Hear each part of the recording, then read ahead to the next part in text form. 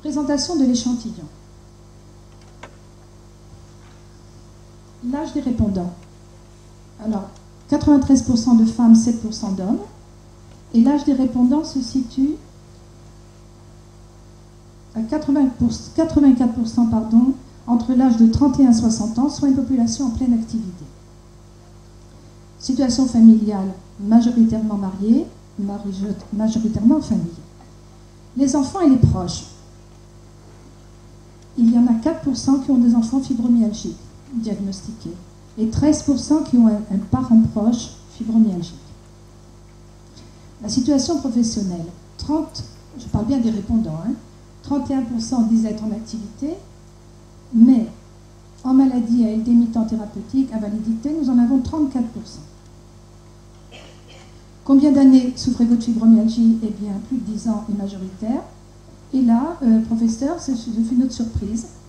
Combien de temps s'est écoulé jusqu'au diagnostic en pourcentage? Eh bien, moins d'1 an, majoritairement, 2 ans.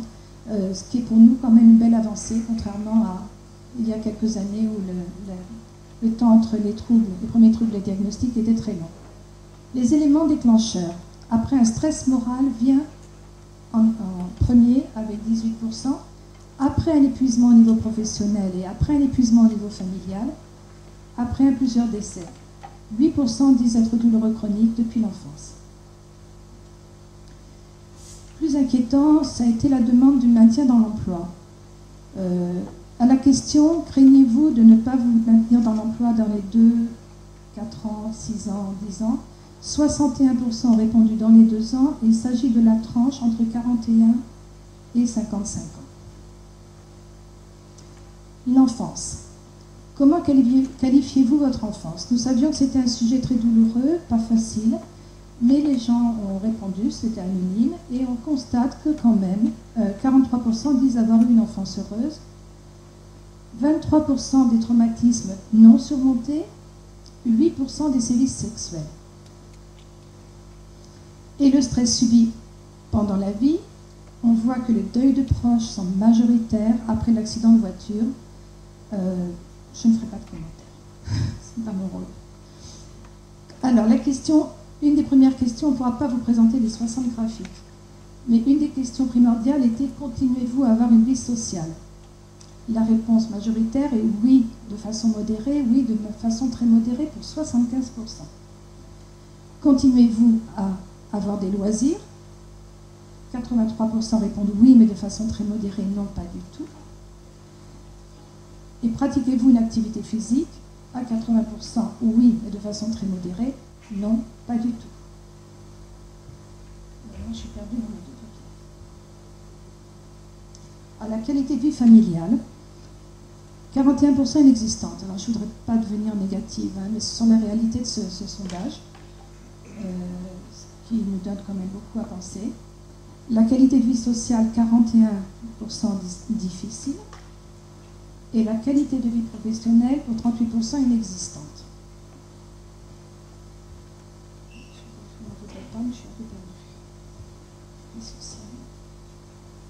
Alors, nous avons également demandé d'auto-évaluer la douleur, la fatigue, la mobilité et l'humeur.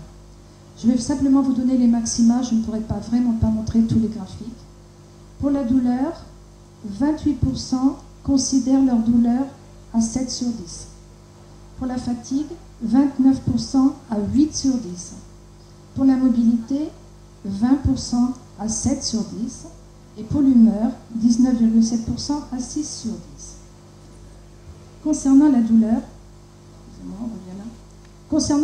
on a fait une moyenne exactement, donc A, B, C, D, soit un total de 42,2% qui se situe entre 4 et 6 et 53,9% entre 7 et 9. C'est le taux de douleur moyen des 1241 répondants.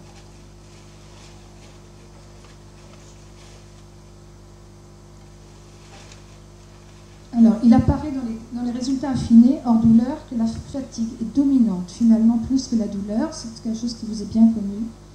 La fatigue se situe au niveau 7 à 9, pour 71% des répondants, suivi de près par les troubles du sommeil à 65%, se situant également donc entre 7 et 9. Concernant les troubles associés, qui sont nombreux, et vous le savez, 50% se situent entre 4 et 9, donc des troubles associés assez importants. Concernant les intolérances ou sensibilités chimiques, l'évaluation des troubles liés à la mobilité, à l'humeur, les troubles cognitifs, l'impact sur la vie au quotidien, les réponses sont à peaufiner et demandent le travail d'un étudiant en master, ce que nous allons faire au plus vite. C'est ce que je viens de vous dire, j'avais oublié que j'avais fait le...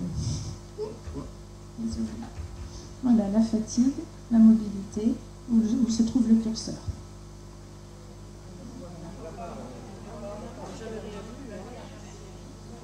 Simplement, mais simplement, comprenez bien qu'en déplaçant l'ordinateur, nous n'avons plus de connexion au rétroprojecteur. Donc, l'ordinateur vous aide, madame, pour votre exposé, et c'est très bien, on vous le laisse comme ça. Pour nous, nous n'avons pas les images, mais on entend très bien vos explications. D'accord, très bien. C'est dommage, elles étaient belles. Ah, mais ça me trouble, là. Bon, alors, au bout de ces 63 questions, évidemment, on ne peut pas détailler, c'est très très chargé comme questionnaire. Nous demandons à la personne, tout à fait en fin de questionnaire, d'auto-évaluer son état, donc sa perte d'autonomie et de qualité de vie de façon globale. Je vous présente...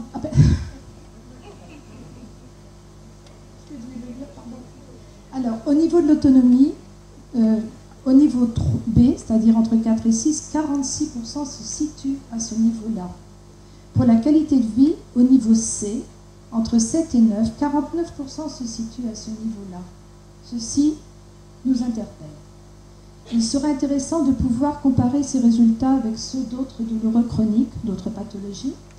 Pour en avoir discuté avec des associations d'autres pathologies touchées par la douleur chronique, notre curseur semble se situer plus à droite. Cependant, avec le total des résultats à ce questionnaire, qui, encore une fois, vous est présenté ici de façon succincte, nous devrions pouvoir proposer une moyenne des évaluations qui permettront probablement au corps médical et social de mieux nous placer par rapport à l'échelle de 1 à 10 et d'avoir des indicateurs ou tendances permettant d'évaluer cette perte d'autonomie et de qualité de vie au plus juste et de pouvoir alors influer sur celle-ci par une approche pluridisciplinaire partagée. À ce propos, il y a 2 jours, a été publié un sondage réalisé aux États-Unis auprès de 2559 personnes atteintes de fibromyalgie et 455 avec douleurs chroniques, dont 91% étaient des femmes. La conclusion était que ces maladies ont des impacts très importants sur la vie quotidienne, les responsabilités de parents, les relations avec les autres et les décisions importantes. En effet, 87% ont dit qu'ils n'étaient plus la même personne qu'ils étaient avant de développer une douleur chronique. Pour 92%, leurs conditions avaient un impact significatif sur les décisions majeures dans leur vie. Nous terminons pourtant, et heureusement, sur une note optimiste. Aujourd'hui, 10 ans exactement après la création de notre association nationale, nous pouvons affirmer que des projets prennent vie avec le corps médical. Par exemple, il m'est demandé, chaque année, d'intervenir à la faculté de médecine auprès des étudiants de 6e année dans le cadre du module douleur. Nous montons actuellement un projet dit La douleur autrement, basé sur des questionnaires d'évaluation, un agenda journalier, des ateliers de mouvement.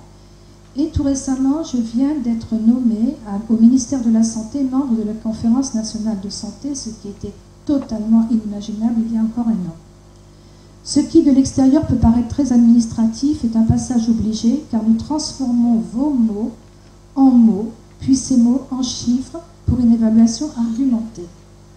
Nous espérons, sans excès d'optimisme, par ces actions que nous avons mis tant d'années à construire, que tous les éléments recueillis ici, grâce à cette enquête, vont nous aider à argumenter à partir de ces éléments chiffrés parlants, pour mettre en évidence la nécessité de tout faire pour améliorer le quotidien, la qualité de vie et l'autonomie du douloureux chronique fibromyalgique. Je vous remercie de votre écoute.